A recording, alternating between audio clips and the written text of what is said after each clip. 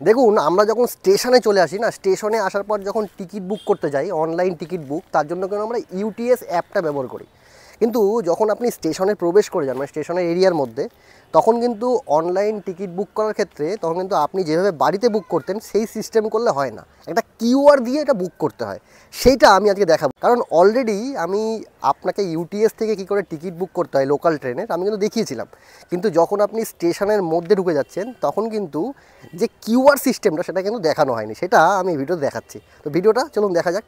তার জন্য সর্বপ্রথমে গুগল প্লে থেকে এই যে ইউটিএস অ্যাপটা ডাউনলোড করতে হবে। তারপরে দেখুন আমি যখন স্টেশন থেকে টিকিট কাটছি তখন এই যে জার্নি টিকিট বাই কিউআর এই যে অপশানটা আছে, আমি কিন্তু এইটাই ক্লিক করব। ঠিক আছে, ক্লিক করলাম।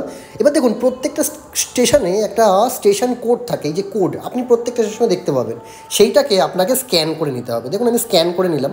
স্ক্যান করে নেওয়ার পর অটোমেটিক আমি যেই স্টেশন থেকে যাচ্ছি সেই স্টেশনের নাম প্রথমে চলে আসবে, এবং টুতে আমি কোন স্টেশনে যাব সেই স্টেশনের নামটা আমি কিন্তু লিখে দেবো। যেমন আমি বিধাননগর যাচ্ছিলাম, তাই আমি বিধাননগর সেটা সেট করে দিলাম।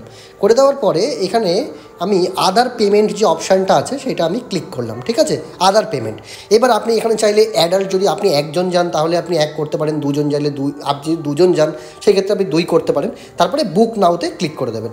ক্লিক করার পরে উপরে দেখুন একটা অপশান আছে এসবিআই, ওইটাতে আমি ক্লিক করলাম। ক্লিক করার পর পে নাও করে দিলাম। পে নাও করার পরে এখানে দেখুন অপশান আছে by QR, by UPI, PhonePe থ্রুতে আপনি পেমেন্ট করতে পারেন। ঠিক আছে, তা আমি ওখানে বাই অ্যাপ থ্রুতে আমি পেমেন্ট করছি, তাই আমি UPI app, PhonePe, Paytm, Google pay, আপনি কিছুর মাধ্যমে, যে কোনো কিছুর মাধ্যমে পেমেন্টটা করতে পারবেন।